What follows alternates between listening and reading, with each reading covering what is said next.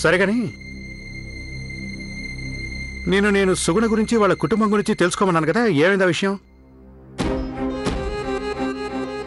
నీకు గనక నీ ఉద్యోగమే ముఖ్యం అనుకుంటే ఈ క్షణం నుంచి నువ్వు ఆ పిల్ల ప్రసక్తి తీసుకుని రాకూడదు.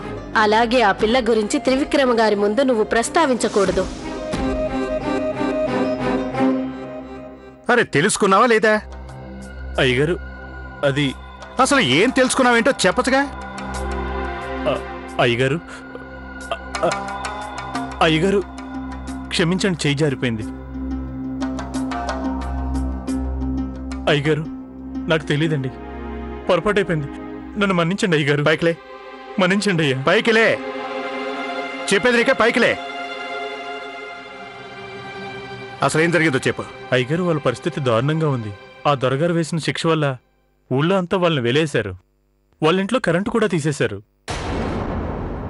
తినడానికి కనీసం ఒక మెతుకు కూడా లేకుండా పోయింది. ఒకప్పుడు వాళ్ళ ఇంటికి వచ్చి వెళ్లేవాళ్ళు నోరు విప్పి మాట్లాడకపోగా పలకరించినా పట్టించుకోవడం లేదు. వస్తానయ్యా.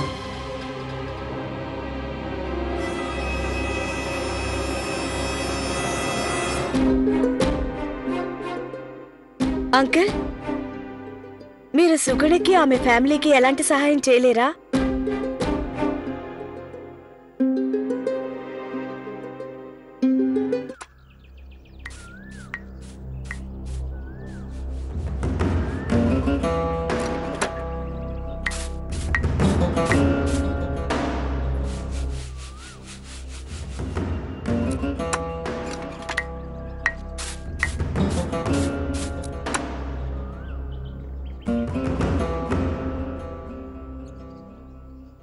ఇదిగో చంపా, ఇప్పుడిక మనమే సాయం చేసుకోవాలి.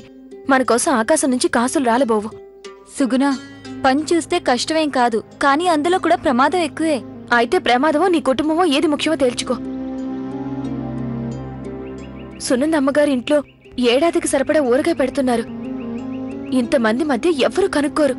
అవును, అది నిజమేలే. కానీ సుగుణ,